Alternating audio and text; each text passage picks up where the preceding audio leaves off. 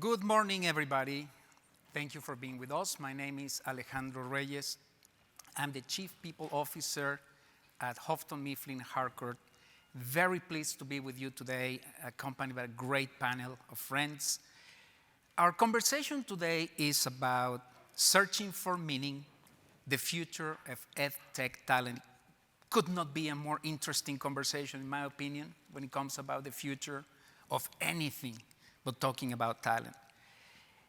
And if you think about what is the purpose and the outcomes of the act of management, the act of leadership, you could simplify the thousands of models out there into three main categories. Category number one, leaders and managers must ensure making the numbers. That's the first outcome. We need to just make sure whatever was the goal is achieved. The second outcome is to make meaning. And what that means is no matter what you do, there's something going on above you, beneath you, or around you.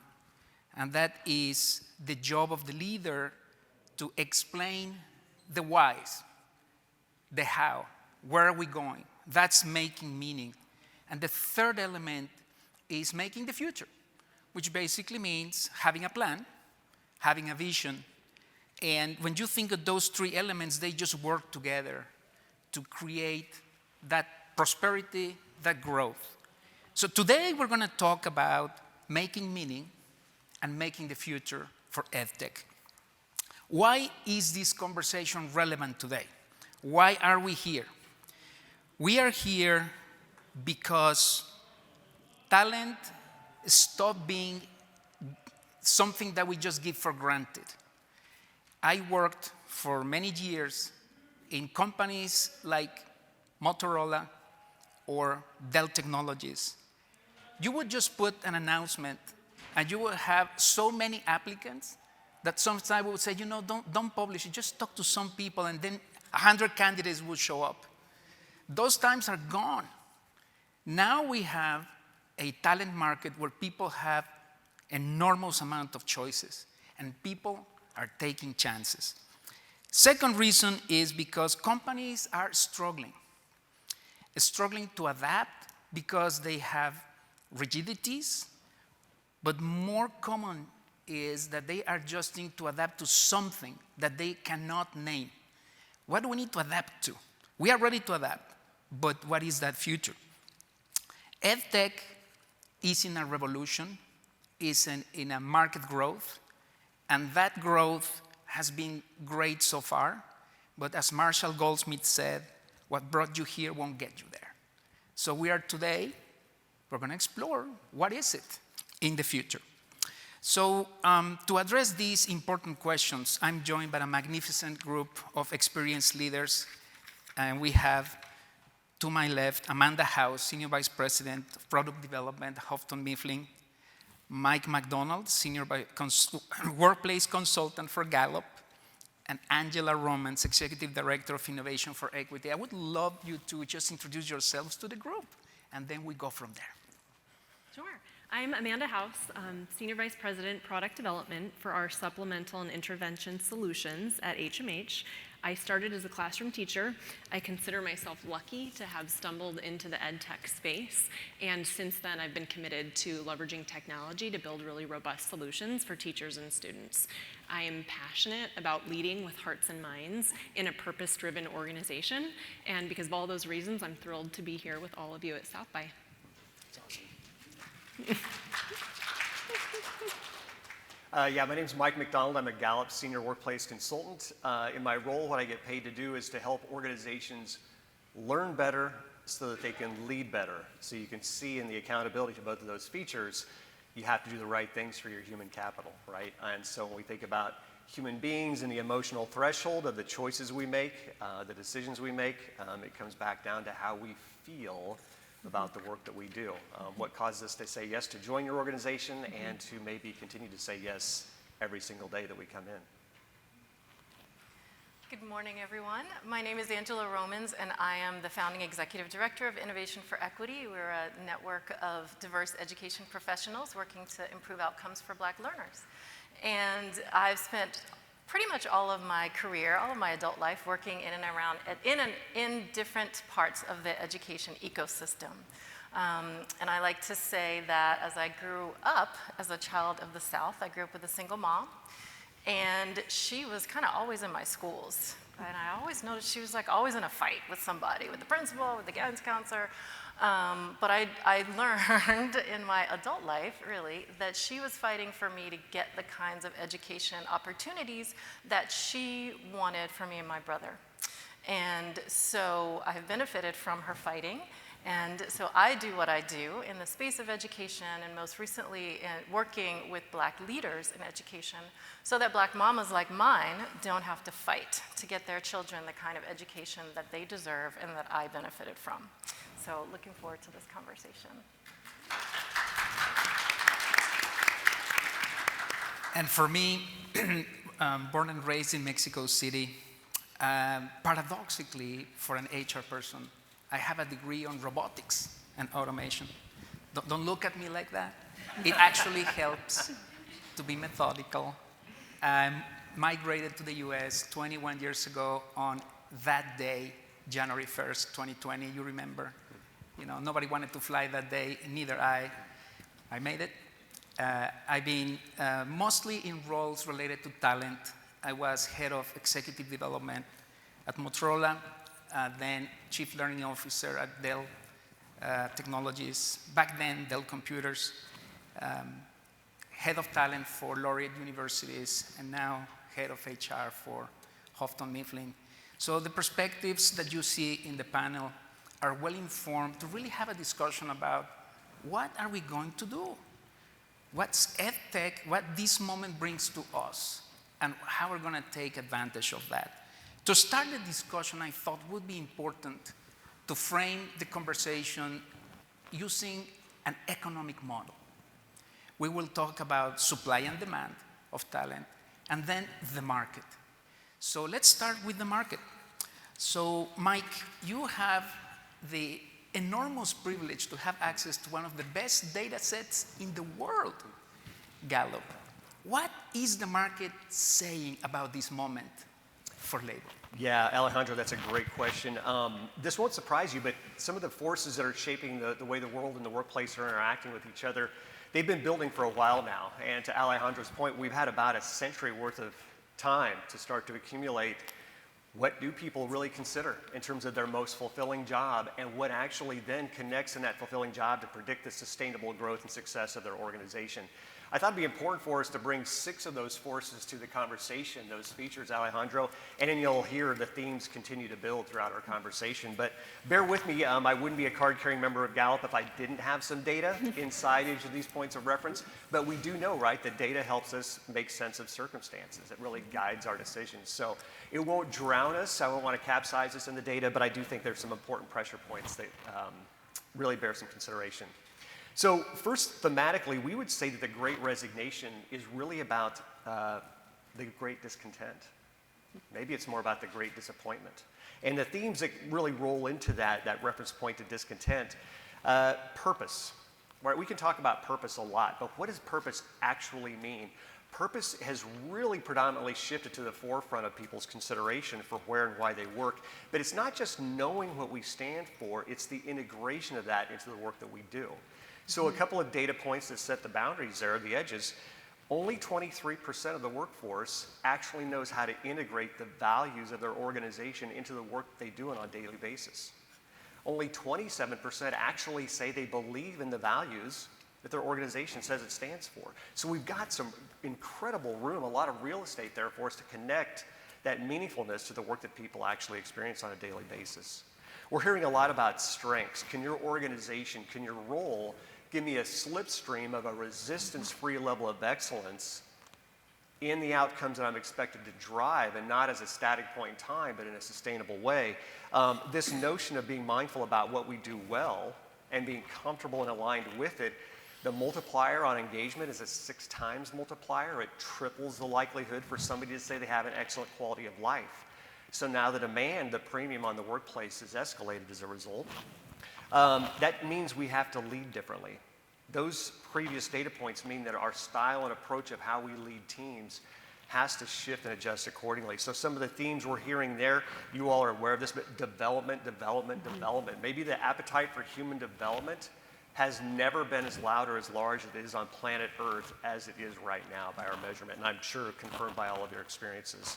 But what's interesting, though, is when we think about that appetite for development, it's not necessarily restricted by the traditions or the stereotypes or the myths of what development would indicate. It's just, can I and am I getting better at my job? Can my team leader, can my organization help me grow within my role? I'll trust that the pay will be a lagging indicator. If promotion's important to me and the opportunity for impact is important to me, those things will happen, but you've got to convince me and be actively involved. Am I getting better at my job in an ongoing fashion? So it really redefines that notion. And that leadership style, then, that means as leaders, really it's the noun of being a coach as a leader and the verb of coaching actively, right, in that translation of my potential to that purpose, the translation of my potential to that priority in my life. And so that means that as a leader, right, there's a lot of indictment right now. We would say in our research, only 24% of the workforce says that the feedback or the coaching they receive motivates them to do outstanding work. So we're missing the emotion, and we're missing the gap for genuine value, genuine excellence. So think about this. It's a sad examination. I did it for myself and my team one time, and I wish I wouldn't have done it. But just think about the consideration. What this means is about 75% of all of the conversations where a team leader in the world, in the workplace right now, where they intend to move something positively and effectively with their team, 75% of those hours are just flushed. Like they're not moving the needle at all. So there's a lot that we need to do to really create that shift of what that meaningful discussion should look like. The thread through all of this is ongoing conversations. We've all seen, I think, the tombstone or the epitaph that's been written about the poor old annual review, right? And not that we should pick on it unnecessarily, but how could we ever expect one conversation, one time a year, for 90 minutes to cram pay, past performance, development, future goals, and somehow think that that's going to change the way I feel about my job and the way I can perform for 365 more days until we check in on it again. In fact, when we go back to emotion in the workplace, that conversation itself was one of the most fearful, anxiety-inducing conversation that could have ever happened in any feature of our workplace. We need to have different conversations that have a different frequency and a different content to them for this notion of human development to really come to life. And in the last feature, Alejandro, that I'll leave us off with as we think about this, is the notion of, we hear this term work-life balance. But it's a good entry point to the conversation, but it doesn't get us all the way to where we need to go. It's really about work-life integration, right? It's like metaphorically two irregular shaped pieces of a puzzle that fit together, and then they complete the whole picture. But we don't have this separate compartmentalized two halves to who we are. And the workplace of today obviously needs to answer that. How does me coming to work for you not just cause me to have a better job, but can you look me in the eye and say I'll have a better life? And so that integration and the approach right now, we have to wrestle with this. But if you look at the number of jobs that can be done remotely before the last 24 months relative to where they're at now, it's about 60 million jobs in the US workforce. So about 60 million jobs people can say they can do those remotely. If you look at the shift to that hybrid mentality and all the benefits that people are saying that they're receiving from that work-life integration that a hybrid model really allows them to, it means there's going to be a 37% reduction of people sitting at desks as we start to move on into this year, a 37% reduction. So we have to aggressively pursue what our culture is going to look like and make sure we're defining it on purpose in the right ways rather than reacting to it and letting nature take its course. So if we boil this down, and I'll just kind of wrap this all brings it into a span of influence and control. We can determine and dictate the right culture that not just attracts the talent, but that keeps it for all these right mechanical forces or reasons that we say are motivating us. But here's the indictment. 52% of the people who are leaving organizations right now tell us that their manager or someone in the organization could have prevented them from leaving, could have done something about it. More than half. And here's where it gets really sad. The same number, 51%, tell us that they did not have a conversation with anyone in their organization in the 3 months before they left about their future with the organization. So I provoke this as some productive discomfort, but also opportunity, right, for us to lean into as we think about the rest of our discussion. But those are the big shifts, the big six, Alejandro, that we're seeing right now. That's like dropping a massive bomb, right? Like all of a sudden we are drinking from the proverbial hose, and it starts to really illuminate why companies are having so much trouble trying to adapt to what, because we need to use different lenses. So I'm intrigued now when we think about this economic model about what do the talent supply, the candidates, those people that are interested on exploring options, what are they thinking, what are they saying? So I would like Angela to tell us a little bit more about what you see out there. And I know you have a very unique perspective that also includes diverse talent, which is another massive element we're going to tackle just in a few minutes. So Angela, what are your insights? Sure, thank you. I notice my anxiety level. I'm a coach, and so I work with folks to, like, how does that feel? Where does that show up in your body? And so I notice a lot of anxiety when you were talking to that data. Like, so yes, dropping a bomb. And so I'll start with some more productive discomfort by saying that I work with Black leaders across the education ecosystem, and a good critical mass of them are EdTech senior leaders. Some of them in companies, some of them in their own organizations that they've started. And the number one thing that I hear from them is that we need more diversity across the EdTech sector. We need more racial diversity, more gender diversity, more sexual orientation, like more diversity in general, diversity of experiences, but we focus a lot on racial diversity. So hearing that I don't want to be the only one, and diversity at all levels, so not just emerging leaders or early career folks, but once you get to the C-suite, I don't want to be the only one, and for many of them they are.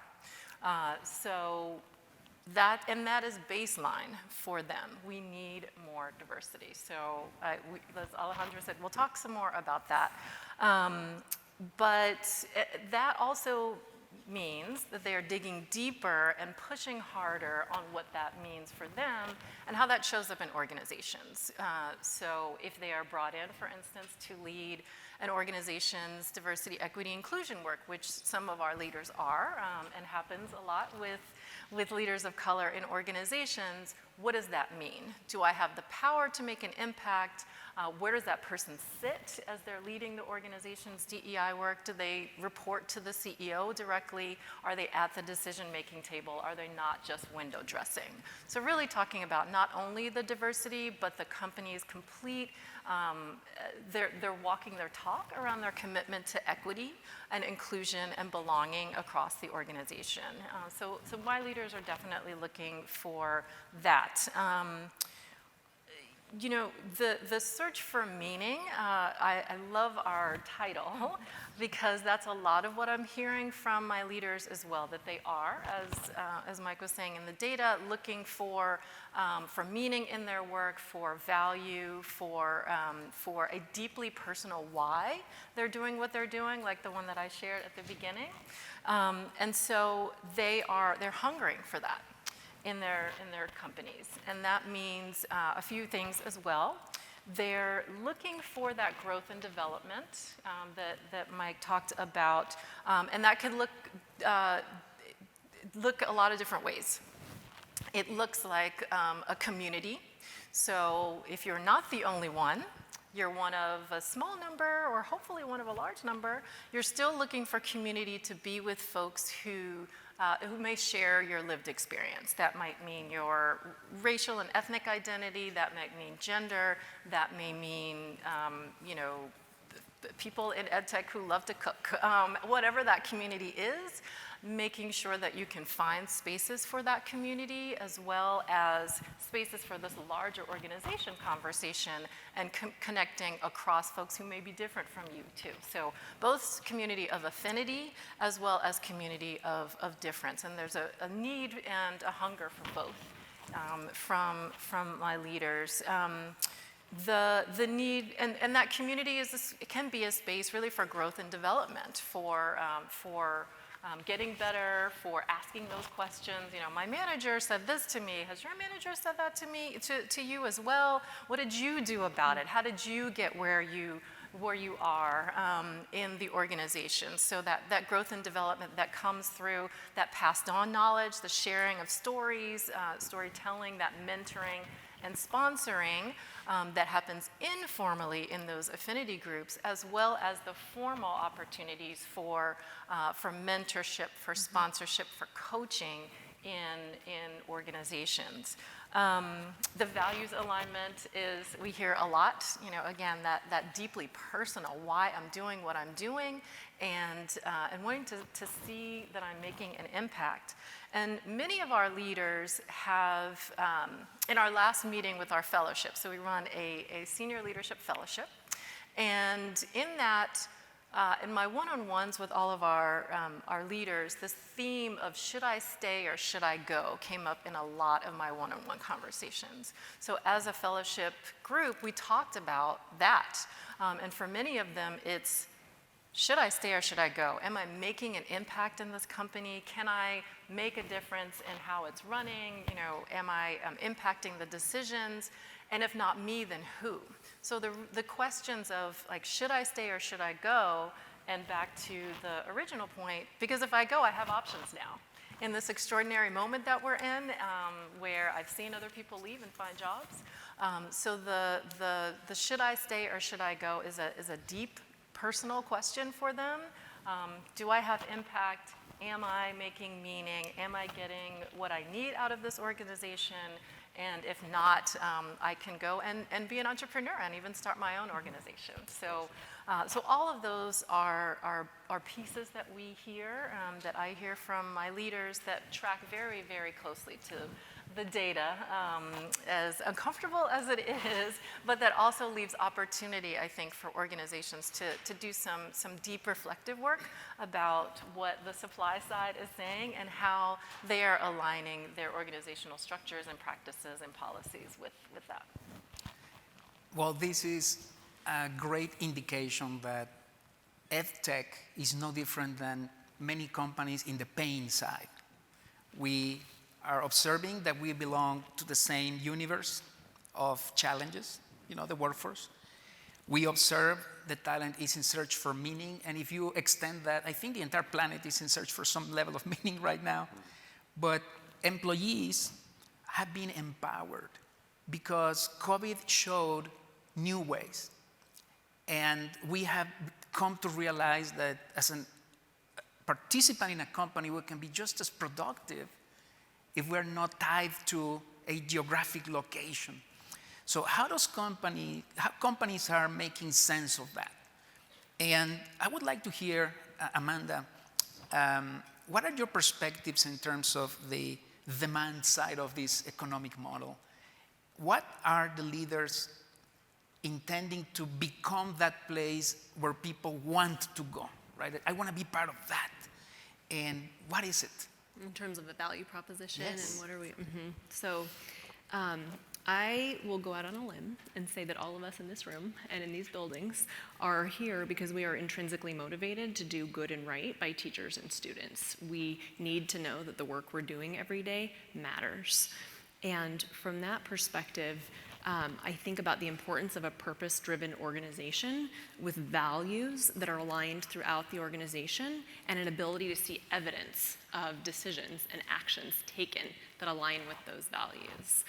I think about, for example, we were talking earlier about a particular data point. We use Gallup, and we leverage that data very intentionally to understand where are our employees needing more support, needing more information, how are they doing and feeling. And there's a question, question 8, and the question reads, the mission and purpose of my organization makes me feel my job is important. and we scored in the 77th percentile. And so it's critical that we are able to show every day through our actions how our work matters. That's part of the value proposition. We think about diversity and what that means. Everything you said, Angela, diverse teams that we're building, processes that enable diverse content development, et cetera, putting those in place. We think about what it means from a place to be nimble and adaptable when we work in agile environments. EdTech is changing so rapidly that we have to be aware of what's happening out there, and we have to be able to pivot nimbly and providing structures and processes to enable that to happen. And I think we've talked about development, and what I think is interesting is as much as we as employees want development, as employers, we want to develop. And we are absolutely dedicated to developing our employees and building upon talents, not just for the organization, but for the individuals. We want people to be highly marketable. We want to grow skill sets. We want them to love HMH, but we want others to be looking at them, but we want them to stay. And so when I think about this, one of the interesting value props is we definitely have formal development opportunities. Angela, you mentioned some of those, right? Formal mentorship programs, traditional training opportunities. What I think we don't talk a lot about is the informal nature of employee development. And this is what I say to people who are interested in HMH, and what I say to my team, and what I would encourage anybody to be asking as you're looking at an organization. Who's at that organization? And what are the opportunities that you will have to learn from the people at that organization? We have an entrepreneur who's founded an EdTech company. We have leaders who have led different education organizations through evolving landscapes. We have a teacher who joined my team during COVID. Those are experiences and backgrounds that you can learn from. And so we talk about exposure. We talk about taking the opportunity to sit in a meeting where there's this psychological safety because of a culture that we're building, and you can have hard conversations. You can ask challenging questions. You can hear how people approach that dialogue and see how at the end of it, you're in a better place collectively than when you began. And so that is something everybody should be asking and looking for, is what do those moments look like, and who am I going to be learning from? And then I think the last thing, going to the remote piece that you made, right? We know that that's a huge part of flexibility and a culture of trust and flexibility as we move forward. I can personally attest to that. And so that is something we are providing and building that community, and we're looking for people who can come in and help build that community in a remote working environment. This is really enriching to understand, because EdTech, who are we really, right? We are this industry which has been growing. Now there is enormous interest because we realized in the COVID era that many of our theories got confirmed in the massive laboratory of the world, that there is a space for all this distributed learning, electronically enabled, etc. And becoming that place, right? Creating a value proposition really comes down to, from what I heard, 3 very big points.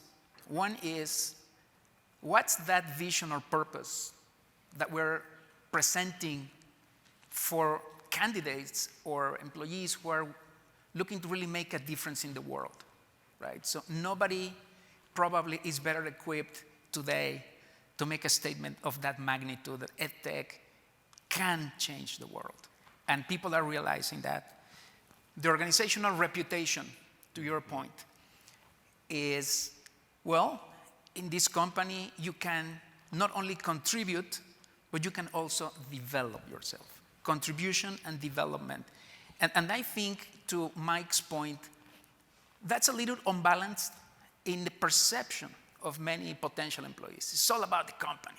I just walk in, I will work 14 hours, and so what? So the management equation, which is that third element, which in the Gallup, you can see the effectiveness of different managers. How do we, as Amanda was indicating, make jobs that are there to be extraordinarily enriching for people's experience, the way Angela is suggesting the people are trying to find. So while your questions come, and I invite you to use the app to get your questions here, I would like to just double-click in some elements that were mentioned here. And let me go quickly here. That's why some people make notes with page numbers. Yeah, that's right. Mike, you were mentioning that in the data, the trend reveals that there is a disconnect of just communication, talking. You know, nobody talked to me in the last 3 months. How Gallup translate that into, you have your Q12, you know, the best friend. Could you talk to us a little bit about the importance of that?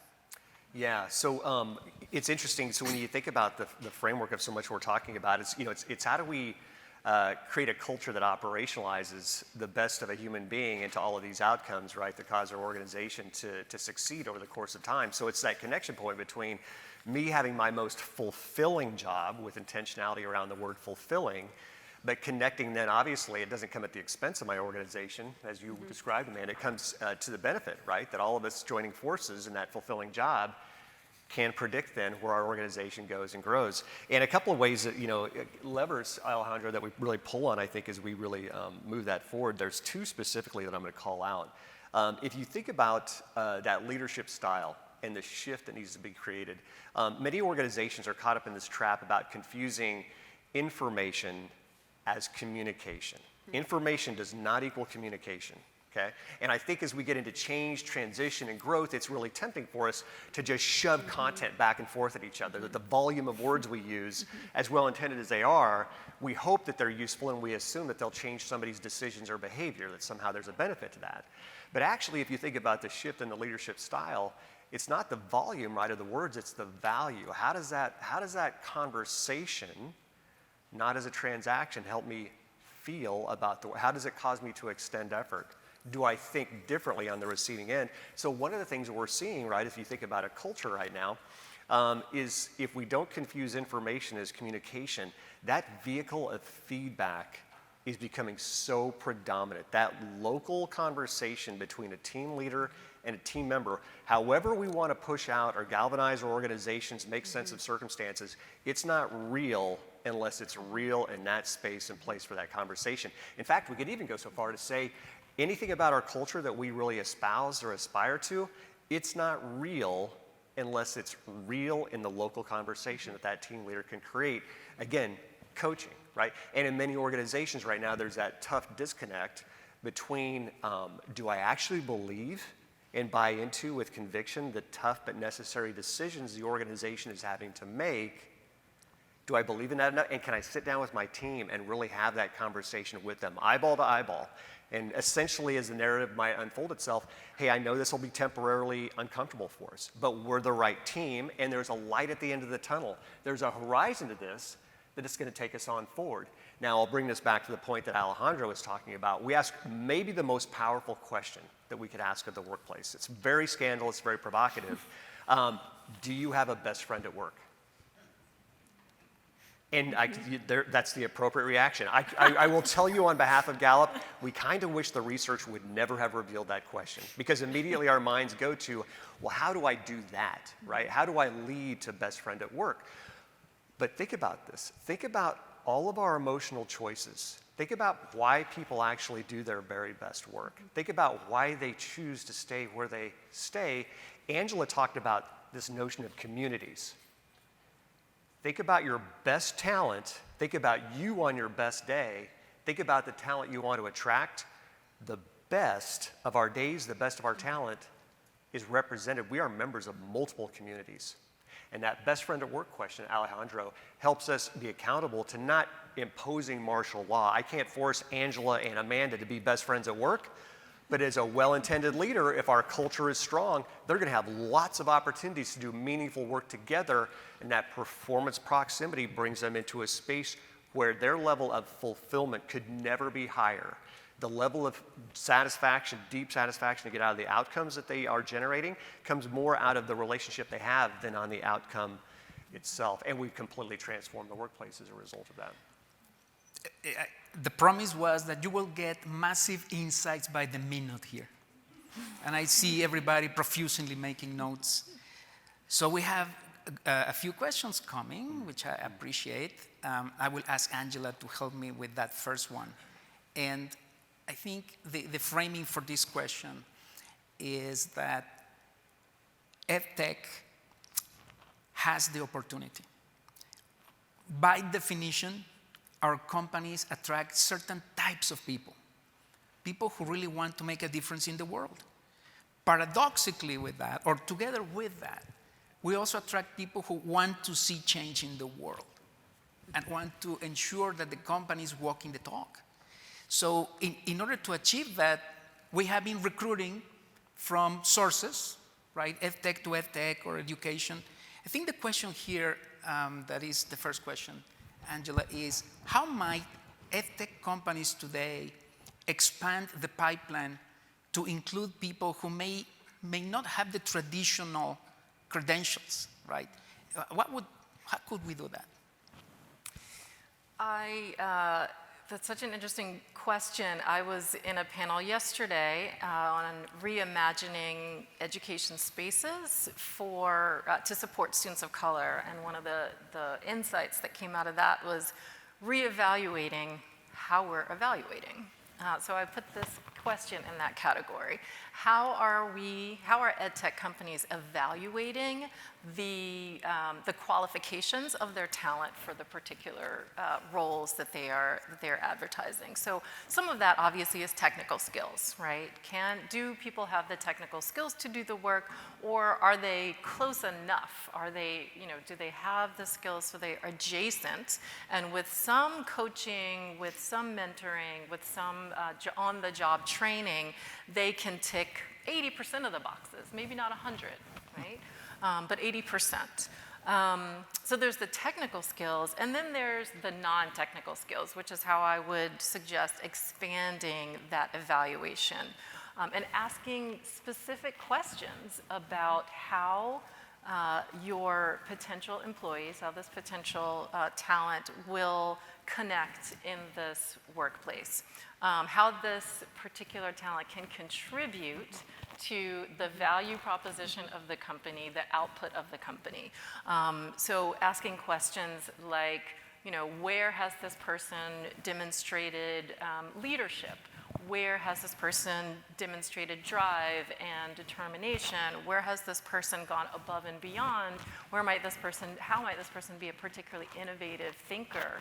And in what ways in their resume, not just their credentials, but in their resume, in how they explain themselves during their interview, in their references, how do they demonstrate the answers to all of those questions? So maybe accelerating or highlighting or amplifying the non-technical ways that your potential employees can add to the company's output and value proposition, as well as the technical ways that we have evaluated that in the past. That is just so important, because if you think about the education, which I've been in the education for about 30 years, always gravitating companies, I have a few stints out there, but education has been my background. When you think about getting credibility to the customers, who normally are districts or institutions, they want to see people who have been in education, right? To say, whoa, I have this person who has been in education 30 years, 20 years, 50 years, searching for that validation. Okay, now I believe that you know what you're doing. But the paradox is that narrows the field to people who have been doing education the same way. This is probably a generalization to extent, but I'm going somewhere. That in addition to finding people who know education, we need to expand our horizon of those meta skills, those capacities that will enable EdTech companies to reach maturity, that will require bringing people from outside the education world And also to this question that I don't think there's a better person to answer than Amanda, how do we really groom people inside? So it's not like we're just going to hire everybody. We already have a great wealth of talent. So I know, Amanda, you have been hiring from multiple backgrounds. You have been designing jobs. How are you dealing with equipping your EdTech talent for the future? So part of it, I would think about this in a couple different ways. Part of it is essential skills, right? So people might come in and they might not have, for example, really strong digital instructional design skills, and we're transitioning to a project where they're going to step into it and take on a new role. And so it's specific job training from that category or that perspective. And even in that context, it's going to help no matter what their next step might be, right? It's something that's continually looking for the future. We also are very open with what people need and what they're asking for, right? So we have surveyed teams to say, what do you need? What skills are you most interested in building? And then create training programs around that. We do a lot of partnerships across people. So because the market is changing and because the way we're working is changing and tools change, we do a lot of cross-training and seeking to share information. And one of the areas that I think it kind of ties to another question here around promoting and grooming and learning is I think a lot about a learning culture and the importance of that. And Adam Grant, who's a professor at Wharton, wrote a book called Think Again, The Power of Knowing What You Don't Know. And in it, he describes a learning culture as one in which people know what they don't know, they doubt their existing practices, and they stay curious about new routines. And that's what we need. We need people who are curious and who will seek out information and who will ask those hard questions and have really tough dialogue, but that helps us move forward. And so when we think about how are we grooming people, there's a lot that's coming up and that's new. And we're looking for people to raise their hand and say, this is an interesting challenge. Where am I going to go to find information about this? How might I approach this problem? And we are supporting them along the way, whether it's through partnering with more senior people, with getting different functional groups involved, but really giving them that space to explore and learn. Can I follow up on that to just double click a little bit on what you said, Amanda, about the grooming for the next thing. That could be the next role in your organization. That could be a role somewhere else in a different part of the EdTech sector. Great. That could be another sector entirely. I mean, with our leaders, we have lots of sector shifters. So we have a superintendent who may be nearing the end of that part of their career and may be looking to come to be an education technology exec, right? And that could be fantastic for your company.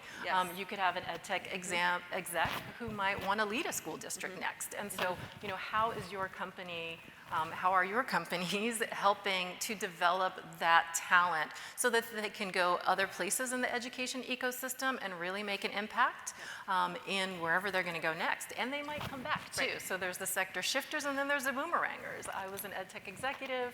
I went and worked with a school district or for a nonprofit, and now I'm back in the EdTech company. And I'll come back to HMH. So much about that, I think, Angela, you're exactly right, and it's about exposure. So I know when I started in EdTech, I didn't know what a lot of the jobs were, and frankly, they didn't exist, right? Jobs that are now here weren't there at the time, and I'm confident, I could be wrong, but I believe that in 5 years, we're gonna have jobs that don't exist right now. And so part of what we need to do is craft experiences for our team members and our employees to get a sense of what's out there. And that might, to your point, it might mean, oh, this job actually exists within our organization.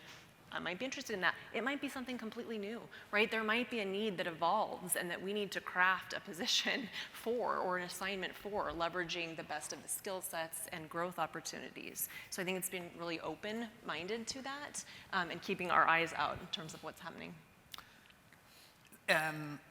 So talented people already answered the next question, making my job very easy. So the question was, how do we prioritize between the work and the development? And the answer is making the same, right? Create an intersection. Because the answer to that question is, well, there's no time for development because we need to survive.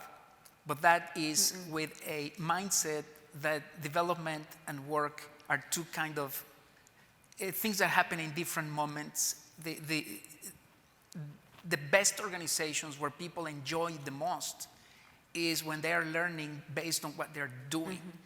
So Mike, I'm sure you have data that supports this. I'm trusting that you will say yes to that. What do you see in the trends about that intersection, that aspiration for development? Yeah, it's interesting, and I don't think I have to convince this audience of this, but we've actually in our research moved a complete shift to the reference point when we talk about performance. And it was easy, and it wasn't totally inappropriate to talk about performance as performance management. But I would encourage all of us to replace the reference to management and only talk about it in terms of performance development. And so the theme that you're hearing across really every single one of the touch points of our discussion is how do we drive our organization's outcomes, right, that priority and that purpose, but making sure that the person's development is in sync and tandem with it so that that work becomes the vehicle which I grow and develop and get better at my job. Certainly I can do training and skills and knowledge and those things are fine, but is there actual performance evidence? That's what we all desire, right? Not learning for the sake of learning, but learning so we had tangible proof that this actually mattered and it allowed me to contribute in the way that I wanted to begin with, right? So we're getting that alignment that way. But what we know right now is that the clamor for, again, development, it's the number one reason that people will say that they're going to leave their organization, and it's the lack of intentionality around it that really makes them unsettled, right? And it doesn't even have to be, it's the barrier to it is much easier when we get into that direction of development. It's just simply, are you in the organic, informal spaces and places causing me to get better? I don't think we have to add a second, not a single second to the work that our managers or our leaders are doing, but we need to identify where they are already coaching and having conversations with their team and individuals, and then we can convert from the inside out. If you shrink wrapped all of our research and application to one sentence or phrase, Alejandro, it's one meaningful conversation per week with each person on our team. Now the key word is meaningful, and you've heard a lot of content that can really unpack that vertical notion of meaningful, but that's where this is taking us, and we just hear it louder and louder every time. So true. I think that's free of charge, the first consulting line for you, and then I will ask them to give you the 3-minute consulting piece, right? So be ready for that. The three of you sparked a couple of thoughts that are becoming very important recently. EdTech talent is, in a very foundational way, no different, and the challenges are, foundationally speaking, no different than any other talent. The difference is we have a massive opportunity that others may not have. I don't know if you noticed a few months ago when, and it's still happening, companies fighting for talent for distribution centers. You remember? When would you believe you would hear Amazon said, and we pay this much, and we pay from the first day medical? I was like, interesting, right? The demand is raising a bar. And then you see advertising for Amazon about the education company. And I was like, wait a minute, that is great. They have found a very significant element distinctive to the employee value proposition that they're proposing. We in EdTech, that's what we do. So we should be able to even amplify that further. What you want to say to anybody reporting to you is, my mission is that every year you write a new line in your curriculum, period. And that will force me to find rotations and to accelerate development for a few people. We have a program in HMH we call Lead Connected, where we literally ask managers the unthinkable. Give me your best person. I'm like, whoa, what is this? We're going to take that person and we'll rotate in different parts of the company, and you may lose that person. But in the process, you may bring in somebody you didn't think 3 years ago, right? That you would develop a person from that rotation program. They are here with us today. I won't let you know who they are, but they are here. So that's an example of what we do. So let's go to the consulting process. It's a 3-minute. You've been hired by this group to say, what do I do to provide meaning, to enhance my effectiveness for EdTech talent development, acquisition, and engagement? So we start with Angela. Wow, 3 minutes. Ask your talent their why. Why do you want to do this work? And let that guide the development plan that you create for that potential employee. So building, connecting to what drives them, that value proposition for them. Making sure to be intentional about that growth and development, and to co-construct that with them. So what do you need? What do you need in terms of community? What do you need in terms of mentorship? What do you need in terms of coaching? And how can you provide that inside the company as well as outside the company? Making sure that they're not the only one that has their lived experience. So, walking your talk in terms of your employees, in terms of your organization's commitment to equity, to belonging, to inclusion, and creating the right spaces for that. So, what's their why, connecting their why to their work, and giving them the opportunity to grow and develop that will help build and amplify that why. And chances are that the why, because they gravitate to you, you have a massive purpose behind you. Any EdTech in the world is trying to change the world. It's trying to have access. If you think about the largest impacts from the industrial era, Ford Motor Company and the pharmaceuticals and even computers, the key value proposition to change the world was access. That's the word, access. In this case, access to education, not to a Model T Ford that can only come on black. So we have a big opportunity that we need to exploit. But I cannot stress enough, make sure they're not the only one. So walking the talk on equity, on inclusion, on belonging. I want to triple underline that for every organization, and not only in this extraordinary moment that we're in, because that's always been important, but especially in this extraordinary moment that we're in. It's going to show up in the quiz. So Amanda, what would be your advice to this group? I mean, so much of what you said, Angela, I don't want to repeat some of the, I think what I would also say, and it sort of ties to one of the questions here around mistakes and what I would call a culture of psychological safety and how important that is, especially in a world where things are changing so quickly. And so being willing to create a space where people can make mistakes and really honest to goodness make mistakes and have conversations about that. And I make mistakes, and I will talk about that freely with my team because I hope that encourages them to have similar conversations and to try new things. And so I think it's about that risk taking too, and taking the small enough risks that you're comfortable and that your teams are comfortable and that they're able to stretch those skills as well. So I would say everything you said, and then add on a little. Mike? Yeah, so let's play out, I like to play out a scenario here. So let's say we're gonna break every privacy law that exists in the United States or the world, okay? So I hopefully got your attention, we're gonna break laws now. So in the spirit of breaking laws, let's just say we're going to record every conversation that's had inside your organization. But maybe not every conversation. Maybe it's like the conversations that are had in the hallway or the break room or the lunchroom, maybe even the bathroom, if we could get really risky here. Or even the transitions as people work virtually, transitions in and out of Zoom calls. And what if we recorded those moments in time? What is it that every associate, what are they talking about as a topic? And what's the value, is it a positive sign, is it a negative sign that they're assigning to that conversation and the tone to it, and how much truth would that tell you about the culture of your organization? What are people talking about, and how are they talking about it when they actually have a choice?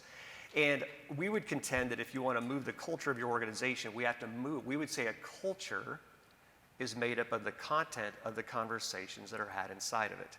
So anything we want to move as an outcome, the connection of organization to individual, has to be represented by a shift in the conversation, which gets us back to the wheels of feedback. And if I narrow this down, team leader, team leader, team leader. And again, the data is loud. A team that is led by an engaged team leader is 59% more likely to be engaged themselves. But we've got a pressure point because that role is getting really tough right now. It's actually escalated in terms of the stress, the anxiety, and the worry that team leaders are having to endure to make sense of current circumstances, to the degree that team leaders are much more likely to say that the stress of their job takes a toll on their family life and also causes them to experience stress and anxiety in their role on a more daily basis. So if we can't fix that pressure point of who's leading our team, we lose our ability to attract talent to create that fulfilling job that predicts the sustainable success of our organization. This is physics. And you're saying, well, wait a minute. It is. There is a lot of physics about the manager, a lot of physics about walking the talk, a lot of physics about the importance of the assignment. And I think that is the answer that the panel has offered in this conversation, not that the answer, but it's a reflection, it's an insight. There is a principle in development that says, whomever owns your assignment owns your development. So don't ever just accept your assignment. Think about what assignment is giving you for your future. And that's exactly what we need to talk about with this talent, right? And there's essentially the challenge is how to make people believe, for the right reasons, that there is no better place in the world for them to fulfill their highest potential than EdTech and your company. Now, that has to be the mindset across the organization. It can't be just the recruiter talk, right? But that, I think, is the real challenge. That's the real meaning. The good news is we do have the purpose in our back. Other companies need to build very intricate Cirque du Soleil moves. We connect to your best and we do whatever product you want to mention. Our product is actually human beings, is citizens, and is global. So I just really want to thank you for your participation, Angela, Mike, and Amanda. It's been a pleasure for those being in front of you. Thank you for your great questions, and we hope this was something useful for you.